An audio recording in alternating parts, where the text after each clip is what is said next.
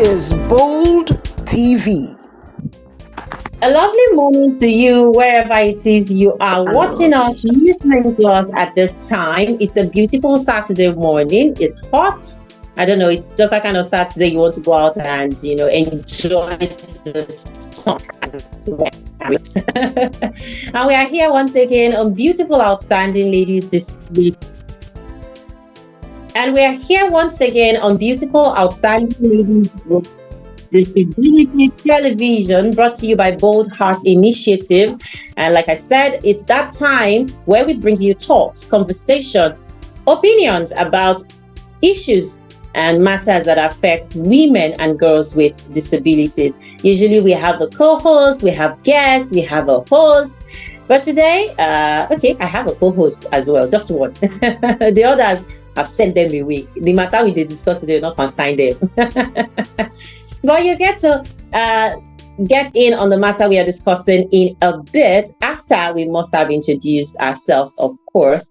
My name is Oluwatomisin Adeyefa. I am your co-host for today, and I'm a broadcast journalist, an author, a copywriter, a gender and disability rights advocate. I'm a visually impaired person based in Abeokuta, Ogun State. Feels really awesome to be with you this morning. So I'll go ahead and ask my co-host to introduce herself.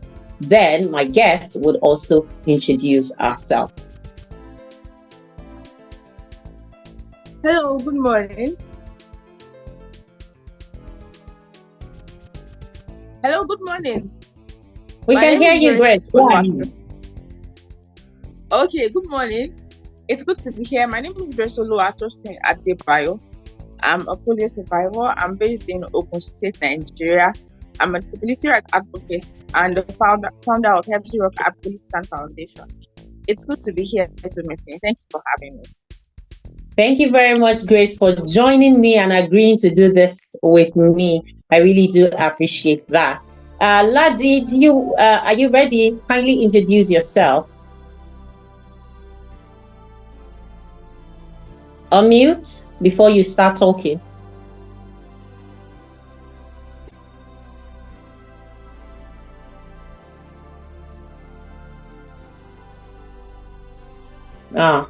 Is she there? Ladi, are you there?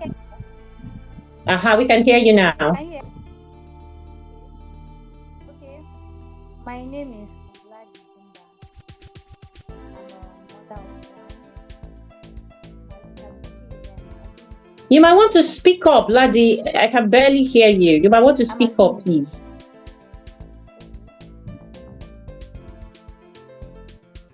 Oh. Wow. You're better now. Please keep this tempo. Keep the tempo. Okay, ma'am. So I'm albinism. I am a volunteer of an NGO. That's NWD, Network of Women with Disability. I'm the coordinator for now of Nasarawa State. All right, Ladi Gimba is a woman with albinism, and she's in on the show today all the way from Nasarawa State. Welcome, Ladi. And together, myself, Grace, and Ladi, we shall be discussing something quite interesting as we continue to celebrate women in the month of March. I thought it's, beautiful, nice to talk about a subset of women in that set of circle. We have in the circle of women, you have women with disability, you have, young women, you have single women, married women. How about mothers? Not quite long after we celebrated International Women's Day on the 8th of March, we also celebrate, some religious houses celebrated Mother's Day as well. So how about mothers with disabilities? And today we are talking about mothers with disabilities, the challenges of that.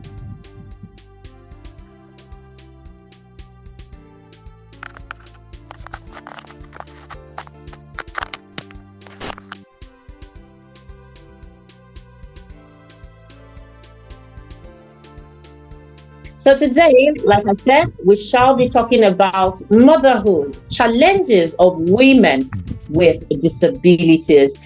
We want to talk as mothers. So I am a mother. Laddie is a mother. Grace is also a mother. We still might have Helen on the program. I hope she joins us before we get to the end. And we are mothers wanting to share our experience of motherhood, the challenges, how we've been surviving, what's our coping mechanism, and perhaps inspire other women, other mothers to be with disabilities out there. And I'm going to start this time out by asking Laddie first this question. As a mother with a disability, what are your challenges in taking care of your children, especially from the children themselves? What kind of challenges do you face as a mother with a disability in caring for your kids, coming from the kids themselves?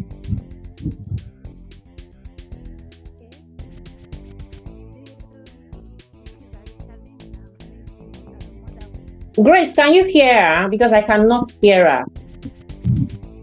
No, I can't hear her. We can't hear you. Can you hear me? Hello, are you? It's better now. Your voice is gone again. Where is your speaker? I mean, is your phone down or something? Where did you put your phone? You said I should turn the phone horizontal, so my speaker is in the other side. So I don't know if I should turn it back. Please make it portrait back so that we can hear you. At least put it where we can see you. We'll deal with that. It's all right. Because we hardly can hear you, and for us to have this smooth, we need to hear you. Can you hear me now? Is it okay now? It's a bit better, but it's almost becoming the same thing. So maybe you need to speak out. Okay, can I go out? Can I go on now? Please go ahead. Go ahead now. Okay. The challenges that Oh. Laddie, we can't do this, so I can't hear you again. so and I'm also. Can you hear me now? Can I still be loud down? You are audible. The next seconds, I don't know where you put your phone again. We cannot hear the rest of what you say. Okay, but can you hear me now? Yes. Okay, yes, you can hear you. Okay. The truth is that the challenges that I face as a mother with disability is rejection. That rejection is affecting my child because this kind of when you go to a place where people will be looking at you, and when you want to like let me use example, that's my baby school. When I took my child to a school, there is a way they were treating him, this different treatment like that because of they always tell him this child is that albino, as in that albino woman, that child. So there was this kind of treatment that was affecting my child to the extent my child he's 3 years old now, so he will come back and be complaining, and to the extent that the child was not going, you understand? So I have to that school now and complain to them that I don't like the way they are treating my child. I told the owner of the school to the extent that a woman came from nowhere and was challenging my child that my child should not touch her own child. You understand? That my child should touch her own child. That if you touch it, you was warning me. And so when I heard about that, I went to that school. I told the woman, I said they have to treat people equally. If they want to treat my child equally, then definitely I have to jump.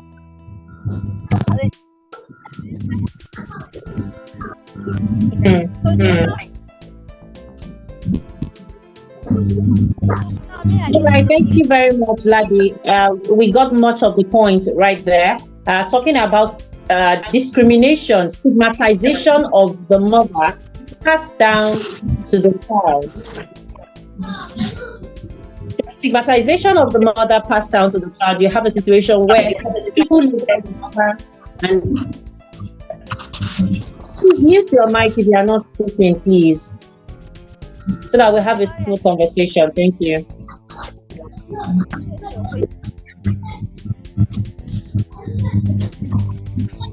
Hello. Hello. Yeah, Madam Helen is here. Helen is here now. Oh, okay, okay. Frankie will have a lot of editing to do, I swear. Okay, please mute your mic if you are not speaking right now, so I can go on with the show, please. Thank you.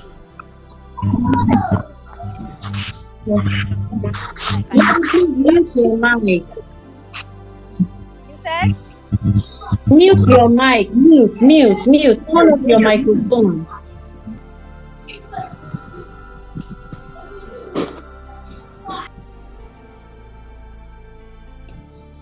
Thank you.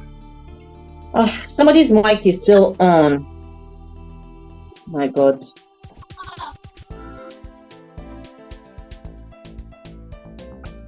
Okay, thank you. So from what Ladi said, we can deduce stigmatization of the mother passed on to the child, where people see her as a woman with disability, and, the kind of eye they look at you with, they also look at your child with it. Whether the child is with a disability or not, there's this labeling of that child, which in turn may affect the child psychologically if the mother is not very careful. Thank you very much, Ladi, for that submission. And I must say that that stigmatization thing is one of the reasons why I brought up this topic.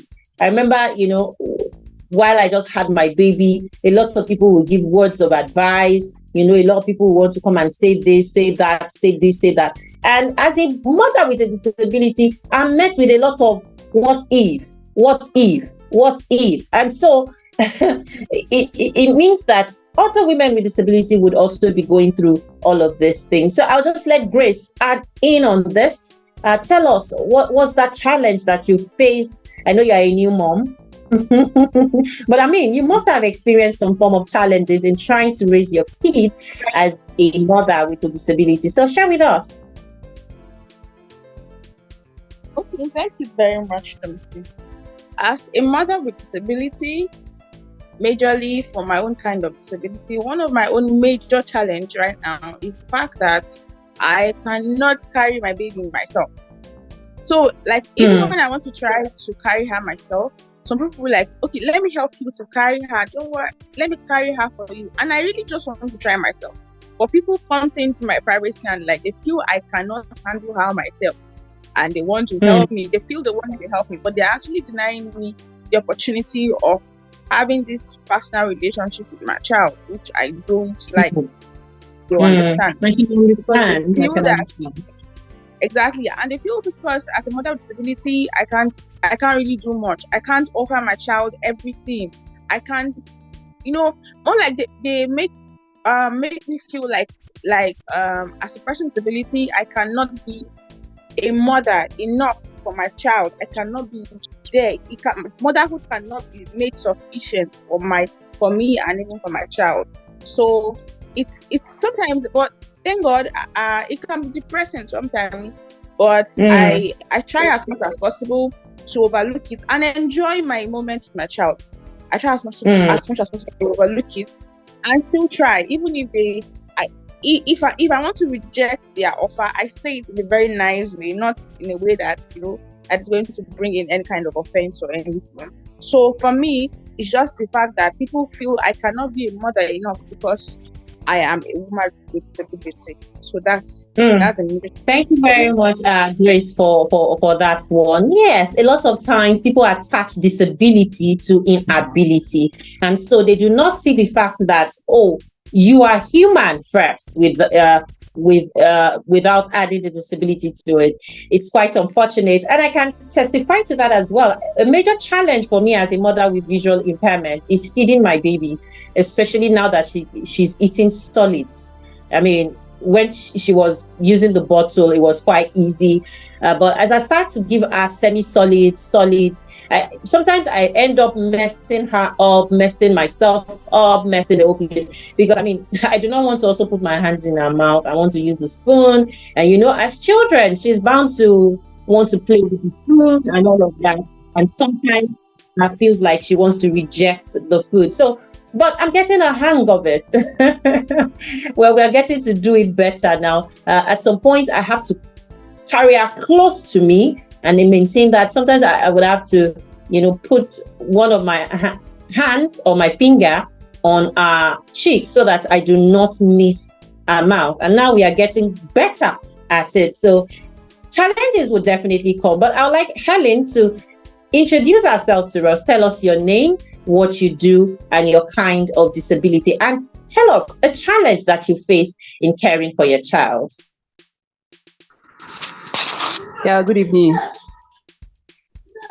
Sorry. Good morning, because the show will be aired in the morning. Thank you. You said what? You would have to say good morning because the show will be aired in the morning. Oh, I'm sorry. Good morning, everyone. I'm coming late. It's Ibitoye Oluwatoyin. I'm a physically challenged. I'm a wheelchair user, and I am a mom. Yeah, the challenge I faced as mother it was the fact that I cannot back my baby. That was first discrimination I faced. People that how can she back this baby? At the time, I think I had to put him on my back with the wrapper, and the baby slept peacefully. I think I uploaded the picture on Facebook, and for people to see that at least I can back my baby. That's number one. That was funny, dude. But then people, the way they talked, the way they even believe that they're not even bat the baby myself. You see, this arose a lot of questions. You see, some people even came to visit to greet, and from their greeting, you were like, like you have to be thanking God, though. You need to be thanking God. You know that kind of word as if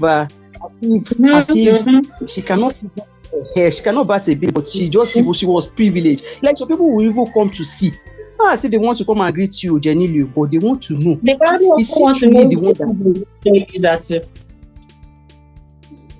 you said? They probably want to know if the baby is also a wheelchair user. Exactly. And you see, when the baby started growing up, you started seeing a lot of questions. Even someone will ask my sister, is he walking now? You understand? Is he talking? Because I'm not like mother. Exactly. You understand? So you see a lot of discrimination. A lot. Like just all right. Thank you very much, ma'am. Thank you so much. And for the backing the baby thing, okay, so I am a blind person, like I said, and for me, I had to get a carrier because I do not like the fact that when you back a baby in our culture, people are helping you to adjust the head. You want to get into a public transport, people are saying, hey, bere, and they are using their hands to help you press your baby down. I also do not like the fact that I cannot look back and see what's going on with my baby. And so I had to get a carrier. And of course, that came again with a lot of, eyebrows. Some people were like, doing CC, you do not want to back your baby. And I remember I traveled from Abeokuta to Osogbo with my baby in front, all through the journey for like 6 hours. Yes. She was breastfed in that position. Nothing happened. She was, she didn't even have heat because, when you back your baby, when you're in a public transport, you have to, let the baby down and all. So it's causing a whole lot of stress right there. And so I understand your challenge right there, Helen. Thank you very much for sharing with us. Let me see, what your own is even better. Carry for myself, man. So people were like, the weight of the baby will not fall you. I'm sitting down. I'm on seat. How will she carry it with the weight of the baby? Don't the start of all those your own is even better, honestly. Wow. Thank you very much. Also, to the next question I was going to ask, thank God all of us have something to do. So it means that we work or we have a business that we are onto. So how do you, as the 21st century woman, because no woman is a housewife right now, you just have to have something to do. So also with the disability, how do you cope with your job and caring for the kids? Ladi, let me ask you that question first. How do you cope with your job and caring for the children? For the child, sorry. I hope it's not interfering. Are you able to balance it? as it were. Okay, Ladi, unmute your mic. Helen, you can mute your mic again. So when it's time to speak, Helen, you're mute.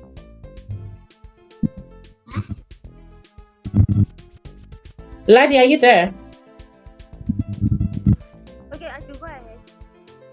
Yes, go ahead. Please speak up. Okay, the challenges that I'm facing, I don't know. Mine is just a volunteer, so they only call me when there is program. So when there is program, we normally. I can hear you. When there is a program, my child normally closes from 3 o'clock.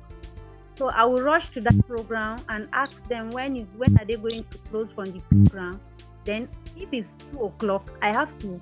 It's not easy like that for me. Like for me, it's not easy because sometimes I have to beg somebody to pick the child from school, or sometimes I have to start rushing and pick the child myself. Sometimes I will be late. The child has to stay there for long before I will pick him from school. So it's not easy for me like that to leave to back. It's not easy. But you're managing, and that's the most important thing. Thank you very much, Ladi, for sharing that with us. Okay, so Ladi said sometimes she has to walk in accordance with time. So it means wherever she needs to go, she has to be back on time to ensure that she picks up her child from school and they go home together. She also mentioned the fact that sometimes she just because you go to a meeting and you're going to be there for like the whole day. So it means that she has to get someone trustworthy to care for the child in her absence. So that's to tell you that even as women without disabilities go through these things, we also with disabilities go through these things. Helen, I'm coming back to you on this question because I know you are a civil servant, if I am not mistaken. So how do you cope being a civil servant and a mother all together? Well, actually, I must say, I believe one thing that as it's difficult for persons with disability, it's also difficult for persons with disability. So we are all coping. Actually, we appreciate because I have a sister. Me, so she's in school already, but then she do assist me because when my baby was very small. I mean, when it was still talking, I think I've been doing this around 2 o'clock. That is to school now. I think sometimes I would just call because it's very to me and stay. So I sometimes call that it should be like their own because at times they will even keep him with them till I come back, and then I appreciate God because it has not been easy for me. All right, thank you very much, even though your background is very noisy. But I think I get the gist. I mean, you have people around, your husband, your sister. Please mute your mic, Helen. Thank you.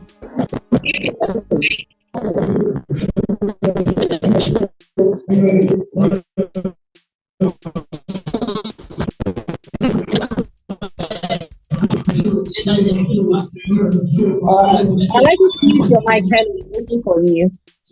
Thank you. So, I mean,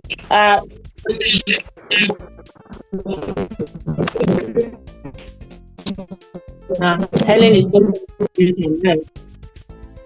okay. Let me just continue. So, I mean, even though the challenges are enormous, having to care for a child, a toddler, a baby, at whatever stage the child is in, it's very daunting. But in Ellie's case, she had people around. Her spouse was helpful. She had a sister who was also there. And so she was able to overcome those challenges. For me too, I had people around, so it was quite easy. I knew my mom when I initially gave birth. My mom was here for like 3 months. And, at every opportunity she gets, she's always here.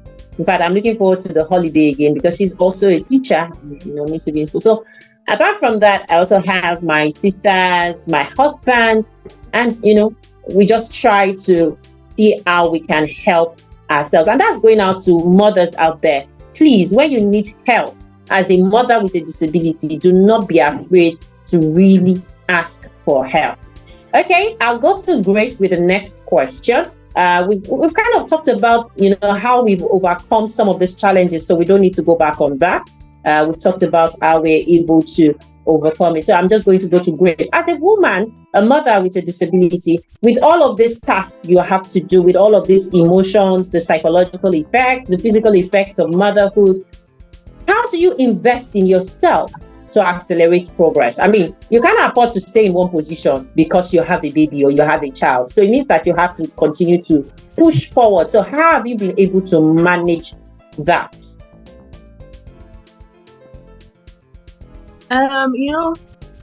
At first, I felt it was impossible. But thank God, and according to God's word, He said, with men it is impossible, but with God all things are possible. Things are possible, right? Exactly. So at first it was difficult for me to start over, to continue my life. Because I felt my baby will be needing so much of my attention, and I won't be able to do anything. But after lots of consideration and support and comfort, I was able to start again. Although presently I'm not doing so much. I'm still not doing so much, but at least I'm no longer where I used to be. I'm doing better now. Thank you. Thank you very much, Grace, for that one. So that feeling of thinking it's impossible, that your life just has to rotate around the child, is real, really. I mean, when you just give birth, when you look at the task of waking up, look at how you have to feed the baby, when you also consider, yourself as a mother with a disability, how you have to just try everything possible to overcome that discrimination right there. It looks like you're never going to get a breakthrough. But trust me, start little. Do not put too much pressure on yourself. Don't put too much pressure on yourself. Just start little steps. They say, you get to the end of the journey in no time. So that's what we are taking away from Grace. I'm coming back to Helen, even though your background is noisy, but I'd like you to unmute your mic and tell us how you are investing in yourself. I mean, what are those things that you're doing to ensure that you still have a life apart from being a mother?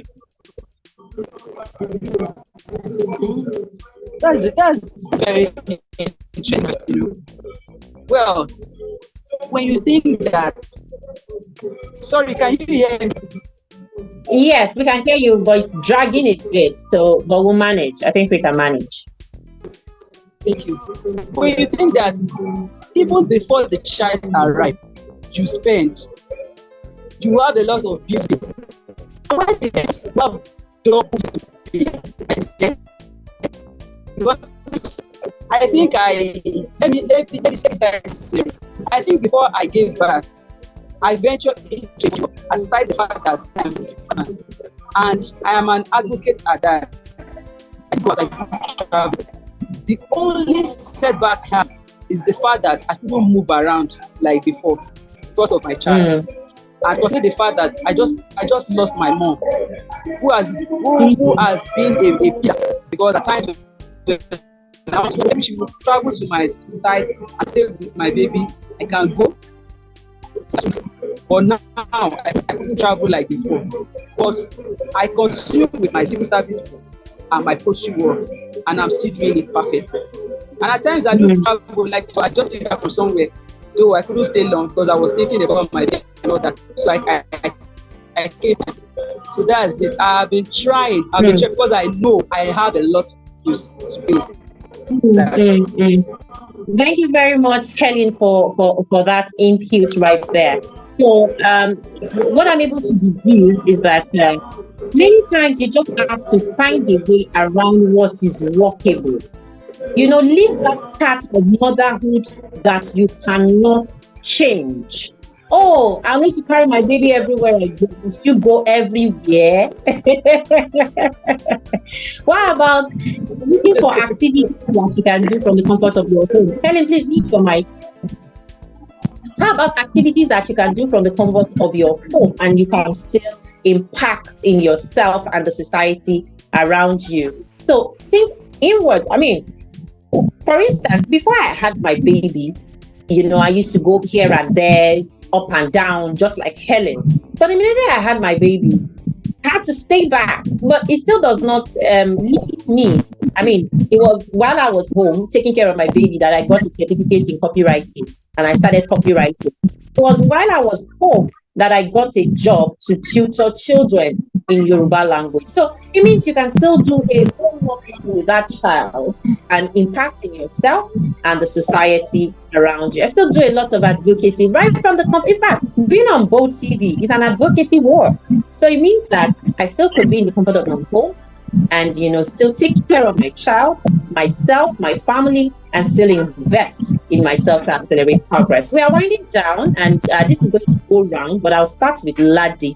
You're going to give me your parting shot, your word of advice to mothers out there, mothers with disabilities out there, people who want to have children and are thinking, oh, how do I have a child with a disability? I mean, how do I cope? And struggling mothers, some women are out there, they have children, they are mothers with disability, but they are finding it hard to cope. So you're going to be giving your advice to them. I mean, one word each from everybody, and we'll call it a day on the program. Thank you very much. Ladi, start, please. Okay. My advice to the mother with disability out there is I would just have to say this to them, that they should just be strong, that the storm will be over. Because why I say the storm will be over, because by the time your child, you are looking at the way it's going up, before you know, children, the way they grow now, it's not something that will take long. So soon the joy of a mother will come through. So they should just be strong for now. Everything will be over. I like that message of strength right there from Ladi. He said, just be strong. The journey might be looking very long and tasking and demanding and all of that, but stay strong. Continue to hold the fort, and before you know it, you are, on top of that game. Thank you very much, Ladi. Okay, so Grace, can we have your word of advice? Okay, so disability does not make you less of a mother. It doesn't make you any way less. So, and instead, it makes you a unique mother. You might not be able to do your own thing as a mother with disability like every other person, but you can do it in your own unique way and even in a perfect way. So, motherhood is possible with disability. Don't forget that. Thank you very much, Grace. Still talking about staying strong.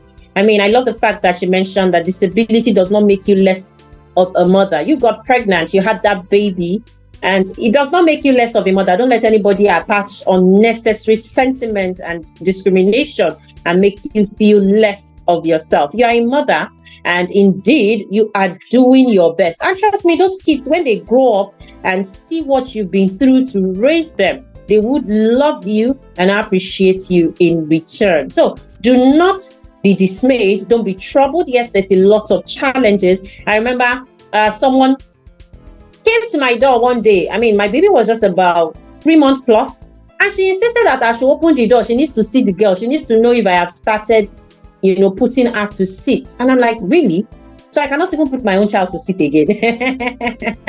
Like, that's the sole thing she came for. She just wanted to be sure that I have started putting her to sit. And, these things might come, but do not let them break you. You are a mother regardless, and a beautiful one. And that just continue to do your best, and you'll see that one day it will sure pay off. Another thing I want you to do for me as a mother with a disability is get ready to answer questions from your children, especially about your disability, so that they are able to relate this well to the outside world. If you must tell them the story, please tell them in simple language. Let them understand why you are using the wheelchair.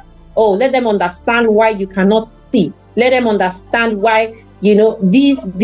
That way, they're able to stand up for you, even when people want to stigmatize you in public as they grow up. Continue to care for your child the best way you know how to, and I'm sure one day you'll get the best of results. And that's how we call it a wrap on today's edition of Beautiful Outstanding Ladies with Disabilities Television, brought to you by Bold Hearts Initiative. We love you. We thank you for all the support, cooperation, all the likes, all the sharing, comments, views that you give to us on our Facebook and YouTube channel. And we want to implore you to continue to do this. This is one of the ways you can help us spread the gospel of women and girls with disabilities across the world. If you would like to support us in any way possible, financially and otherwise, you can reach out to any of the hosts on the show, Freki, Afyong, Osaki, myself, Grace, and Constance. We would be happy to take your donations and take this work we are doing voluntarily to higher grounds. Thank you so much for your usual support. And thank you for joining us on the show today. Please do join us again next week, Saturday, 10:30 a.m. on our Facebook and YouTube channel. And let's have a wonderful time as always. So we come your way again next week on behalf of all the women that has been on the show today, Grace, Helen, and Ladi Gimba. I want to say thank you. My name is Uruato Missing at DFA. Bye-bye now.